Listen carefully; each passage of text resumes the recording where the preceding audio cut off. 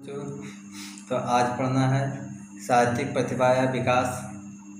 रविन्द्रनाथ टैगोर का पाठ है साहित्यिक प्रतिभा या विकास। कल एक पैराग्राफ पढ़ चुके थे, आज अगला पैराग्राफ पढ़ेंगे। यदि आप हमारे वीडियो को लाइक और सब्सक्राइब नहीं किए तो ज़रूर कर लीजिएगा। बेल आइकन दबाना नहीं मत भूलिएगा। तेन च शैशव संगीतम सांध्य संगीतम प्रभात संगीतम नाटकेषु रुद्रचंद्रम वाल्मीकि प्रतिभागी नाट्यम विसर्जनम राजर्षि चोखेरवाली चित्रांगदा कौड़ी ओकलमल गीतांजलि इत्यादि बहवः ग्रंथा विरचिता। तेन च शैशव संगीतम कहे और उनका शैशव संगीत, सांध्य संगीत, प्रभात संगीत, नाटकों में रुद्रचंद्र का नाटकेषु नाटकों में यह तो उनका संगीत था। शैशव संगीत, सांध्य संगीत और प्रभात संगीत। नाटकों में रुद्रचंद्र, वाल्मीकि प्रतिभागी नाट्य, विसर्जनम अथा विसर्जन, राजर्षि चोखेरवाली, चित्रांगदा, कौड़ी ओकमल, गीतांजलि इत्यादि बहुत से ग्रंथ लिखे। ये सब ग्रंथों के नाम थे। गीतांजलि वैदेशिके नोबेल पुरस्कार पुरस्कृतश्च। गीतांजलि वैदेशों के द्वारा नोबेल पुरस्कार से पुरस्कृत किया गया। कहे और गीतांजलि जो है, गीतांजलि जो इनकी रचना है वह विदेशों के द्वारा नोबेल पुरस्कार से पुरस्कृत किया गया। एवं बहूनि प्रशस्तानि पुस्तकानि बंग साहित्याय प्रदत्तानि कवीन्द्रस्य प्रतिभा कथासु कवितासु नाटकेषु उपन्यासेषु निबंधेषु समानरूपेण उत्कृष्टातिशते। कहेंगे एवं इस तरह से बहुत से प्रशस्तानि पुस्तकानि बहुत से प्रमाणित मुख्य पुस्तक बंगाल साहित्य को प्रदान किए। इस तरह से बहुत से मुख्य पुस्तक बंगाल साहित्य को प्रदान किए। रविंद्र से प्रतिभा, कवि रविंद्र की प्रतिभा कथाओं में, कविताओं में, नाटकों में, उपन्यासों में, निबंधों में समान रूप से दिखाई देती है। उत्कृष्ट दिशते समान रूप से उत्कृष्ट रूप में दिखाई देती है, मुख्य रूप से दिखाई देती है। सत्यमेव गीतांजलि चित्रांगदा कलादिष्टया महाकविर्भिः रचने वैशिष्ट्यम अवहतः। सत्यमेव सत्य ही गीतांजलि और चित्रांगदा, गीतांजलि और चित्रांगदा कला दृष्टि से महाकवि की महाकवि की दोनों रचनाएं वैशिष्ट्यम और विशेषता को प्राप्त कर रही हैं, विशेषता का वहन करती हैं, विशेषता को प्राप्त करती हैं।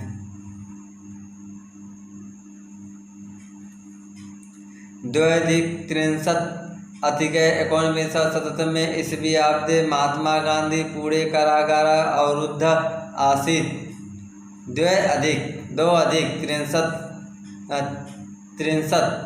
30 में कहा जा रहा है, 30 में 2 अधिक 32 यह अधिक है। 19 में 1900 में 20 में 1 कम अर्थात 19 77 में 100 में 1900 में का 20 में 1 कम अर्थात 1932 ईस्वी में महात्मा गांधी पुणे के कारागार में अवरुद्ध थे, बंद थे। 1932 ईस्वी में महात्मा गांधी पुणे के कारागार में बंद थे। विशिष्ट ब्रिटिश शासक का अनुसूचित जातीयानां सवर्ण हिंदू जातिभ्यः पृथक निर्वाचनाय प्रयत्नशीला आसन। ब्रिटिश शासक, अंग्रेजी शासक अनुसूचित जाति और सवर्ण जाति, हिंदू का सवर्ण जाति, सामान्य जाति और अनुसूचित जाति को अलग करके चुनाव कराने के लिए प्रयत्नशील निर्वाचन आय चुनाव कराने के लिए प्रयत्नशील थे। अस्य स्पष्ट उद्देश्यम हिंदू जातीनां परस्परम विभाजनम आसीत्। जिनका मुख्य उद्देश्य हिंदू जाति का आपस में विभाजन था। बहुविरोधे कृते अपि ब्रिटिश शासका शांतिं न लभेरि विभाजितुं च प्रयत्माना एवासन। बहुत विधि से अनेकों प्रकार से कृते अपि करने पर भी ब्रिटिश शासका शांति न लेवे, शांति को प्राप्त नहीं हुए। का ब्रिटिश शासक का बहुत विरोध करने पर भी बहुविरोधे अपि विरोधो कृते अपि बहुत विरोध करने पर भी ब्रिटिश शासक शांति को प्राप्त नहीं हुए। विभाजितुम और विभाजन के लिए प्रयत्माना आसन, प्रयत्नशील प्रयास करते रहे। देखिए आज भी बहुत से लोग चुनाव के चक्कर में, वोट के चक्कर में हिंदू जाति मुस्लिम जाति के रूप में विभाजन कर रहे हैं, विभाजित करके ही वोट का मुद्दा बनाए हुए हैं। इसी तरह से उस समय भी था। आज हिंदू जाति में अनुसूचित जाति और सवर्ण जाति को अलग करके चुनाव का मुद्दा बनाया जा रहा था। यह तो मान लीजिए परंपरा से ही चली आ रही है। चलिए आगे देखते हैं। तदा महात्मा गांधी हिंदू जाति ऐक्यत्वं स्थायित्वं कारागारे आमरण अनशनं प्रारभत।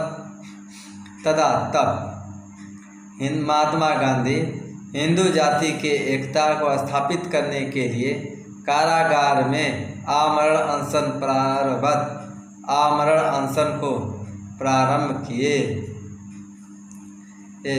तब महात्मा गांधी ने हिंदू जाति के एकता का स्थापित करने के लिए जेल में आमरण अनशन प्रारंभ किए। गुरुदेवस्य रवींद्रनाथस्य च अनुमोदनम ऐच्छत्।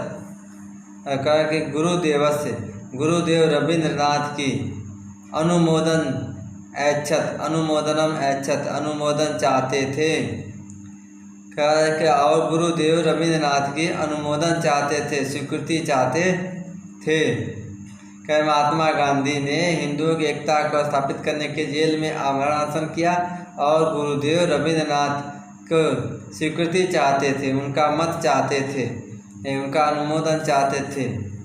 एतश्च महात्मा गांधी गुरुदेवस्य रवीन्द्रस्य केवलम आदरमेव न अकरोत् अपितु यथा कालं समीचीन समत्वय मुखम अपि इच्छते अस्म। एतश्च क्योंकि महात्मा गांधी गुरुदेव का केवल आदर ही नहीं करते थे, गुरुदेव रवींद्रनाथ का आदर ही नहीं करते थे, बल्कि यथा कालम उचित समय होने पर समीचीन समत्वय मुखम हम अपि इच्छते अस्म, उनके मुख को भी देखते थे, मुख को देखते थे अर्थात उनकी बातों को मानते थे। बल्कि समय अनुसार उचित इस समय के लिए या उचित राय के लिए उनके मुख को देखते थे तथा उनसे राय विचार लेते थे।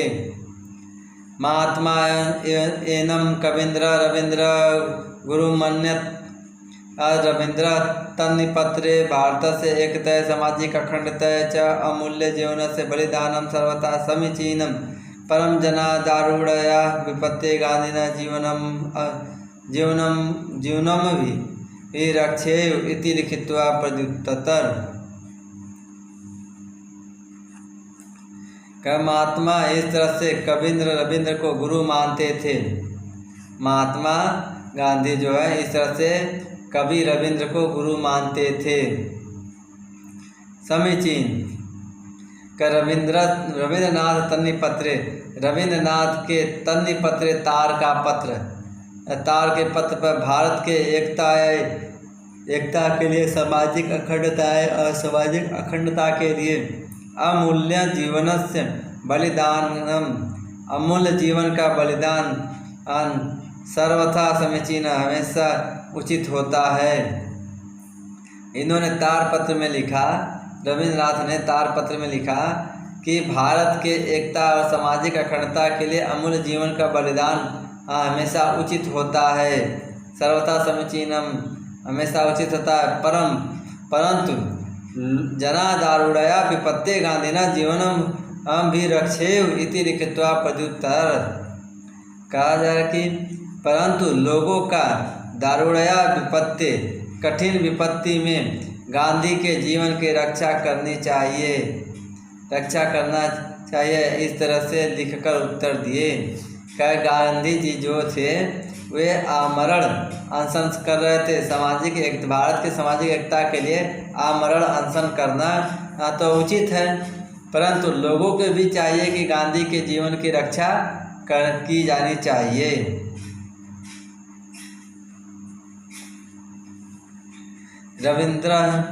रविंद्र आमरण से अनशन से समर्थन न कृतवान अपितु प्रायोपस्मिन् प्राप्ते पूरे कारागारांच गतवान।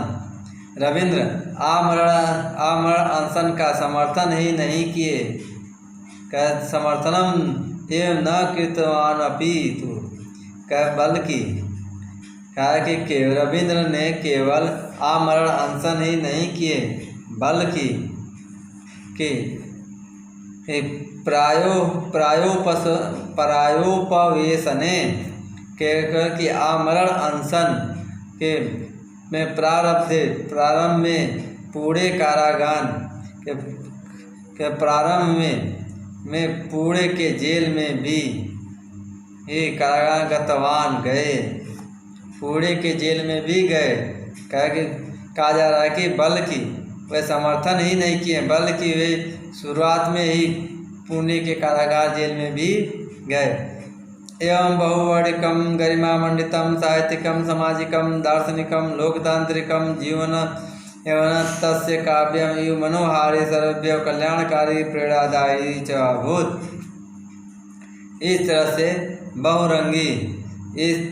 बहुरंगी गरिमा से सुशोभित साहित्यिक सामाजिक दार्शनिक लोकतांत्रिक जीवन उनके काव्य के तरह ही मनोहारी है, सभी के लिए कल्याणकारी और प्रेरणादायी देने वाला था या प्रेरणादायी देने वाली हुई।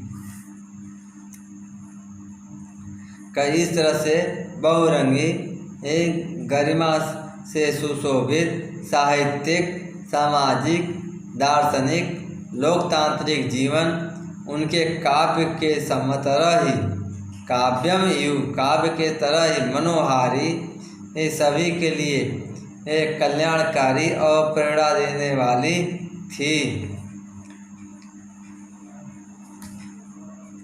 1 अधिक 19 ईस्वीयाब्दे अगस्त मासस्य 7वें दिनांके रवीन्द्रस्य पार्थिव शरीरं वैश्वानरं प्राविशत्।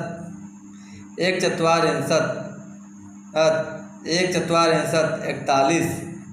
अधिक 19 में 1941 ईस्वी के अगस्त महीने के 7वें दिनांक 7 अगस्त 1941 को रविंद्र का पार्थिव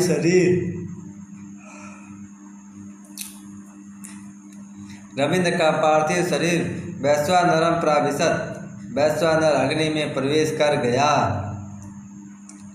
यद्यपि गुरुदेवस्य रवीन्द्रस्य वाक्काव्यरूपेण अस्माकं समक्षं श्रोतमस्विनीयुशतं प्रवहत्येव। यद्यपि आज भी गुरुदेव रवींद्र की वाणी काव्य के रूप में हमारे सामने नदी की धारा की तरह हमेशा बहती ही है। स्रोतस्विनी मैंने नदी की धारा के तीव्र इस तरह हमेशा बहती रहती है। अधुनापि करालस्य कालस्य करो अपि वाचम मुखी कर्तुम न असकत। अधुनापि आज भी, इस समय भी भयंकर काल का हाथ भी वाणी को चुप कर न सका, वाणी को चुप न कर सका। जो इन्होंने रचनाएं लिख दी, आज भी उनकी रचना को याद किया जाता है, पढ़ा जाता है। तो इसीलिए कहा जा रहा है कि आज भी कराल मने भयंकर, काल मने काल कर्मणे हाथ, काल का हाथ। कह आज भी भयंकर काल का हाथ वाचम वाणी को मुखिम कर तुम न असकत, मुख नहीं कर सका, शांत नहीं चुप नहीं कर सका। जयंती ते सुकृतिनो रस सिद्धा कवीश्वरा, नास्ति ऐसा काये जरा मरणम भयम।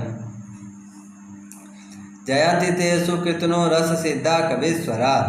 जयंती जय हो, विजयशील होता है। सुकृतिनो सुकृत अर्थात पूर्ण कर्म करने वाले की, पूर्ण कर्म करने वाले की, रस सिद्ध कविराज के, पूर्ण कर्म करने वाले रस सिद्ध कविराज का जय होता है, विजयशील होता है। कर ऐसा जिसके यश रूपी, ऐसाम ऐसा काये, जिसके यश रूपी जरा मरण, यश रूपी शरीर में जरा मने वृद्धावस्था, मरण मने मृत्यु का वृद्धावस्था मृत्यु का भय नास्ति नहीं होता है। कहा जा रहा है कि वे पूर्ण कर्म करने वाले ते सुकृति, वे पूर्ण कर्म करने वाले रस सिद्ध कवीश्वरा कविराज आज विजयशील होते हैं। वे पूर्ण कर्म करने वाले रस सिद्ध कवि विजयशील होते हैं। कवि पूर्ण कर्म करने वाले रस सिद्ध कवि विजयशील होते हैं, जो जिनके यश रूपी शरीर में, जिनके यश का यश रूपी शरीर में जरा मरणम वृद्धावस्था और मृत्यु का भयम नास्ति, भय नहीं होता है। श्लोक रूप में यह कहा गया था। आज रविन्द्रनाथ टैगोर पाठ समाप्त हुआ। अब अगले दिन अगला पाठ लेकर आएंगे।